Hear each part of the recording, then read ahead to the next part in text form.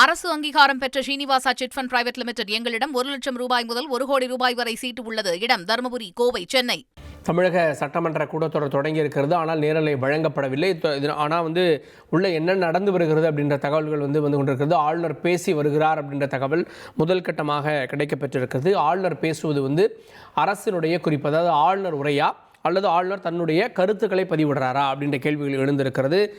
2024 தன்னுடைய கருத்துக்களை பதிவு செய்துவிட்டு அவையிலிருந்து வெளிநடப்பு செய்தார் ஆளுநர் அப்படின்றது குறிப்பிடத்தக்கது.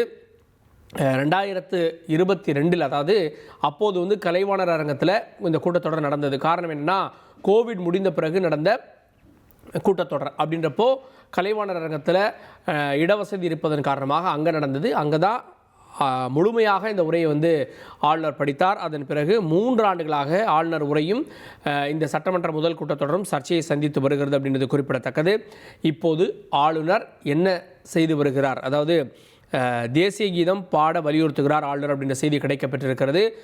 கடந்த ஆண்டு அதற்கு முந்தைய ஆண்டும் ஆளுநர் சொன்ன அதே விஷயம், அவை தொடங்கும் போது தேசிய கீதம் பாடணும் அப்படின்னு மீண்டும் வலியுறுத்துகிறார். அப்படின்னா எப்போது வேண்டுமானாலும் வெளிநடப்பு செய்வார் அப்படின்னு தெரிய வருகிறது. சபாநாயகர் அப்பாவு பேரவை நடவடிக்கைகளில் தமிழ்தாய் வாழ்த்து பாடப்பட்டது அப்படின்றத எடுத்து சொல்லியிருக்கிறார். தமிழ்தாய் வாழ்த்து தான் பேரவையினுடைய தொடக்கத்தில் பாடுவோம் அப்படின்னு சபாநாயகர் அப்பாவு இந்த நடவடிக்கை இப்படி தான் இருக்கும், இது மரபு அப்படின்னு அவர் எடுத்து கூறுகிறார்.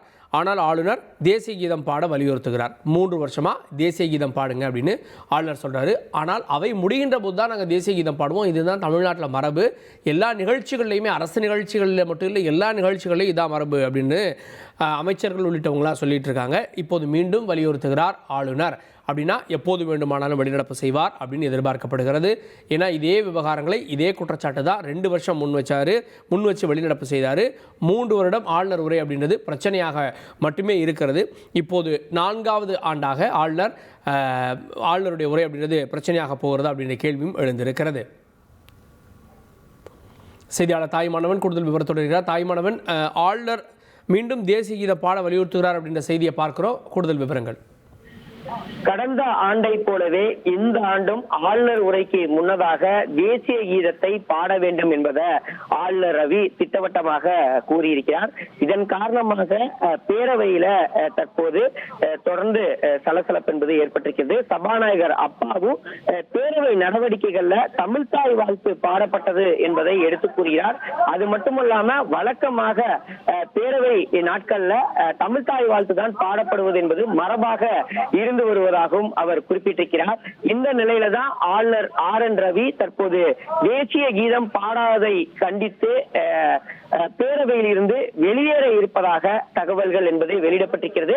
காரணம், பேரவை வளாகத்துல ஆளுநர் ரவியுடைய வாகனம் என்பது தயார் நிலையில வைக்கப்பட்டிருக்கிறது. தற்போது அந்த வாகனத்துல ஏறி ஆளுநர் ரவி அவர்கள் மீண்டும் தற்போது ஆளுநர் மாளிகையை நோக்கி புறப்பட்டிருக்கக்கூடிய காட்சிகளை பார்க்க முடிகிறது.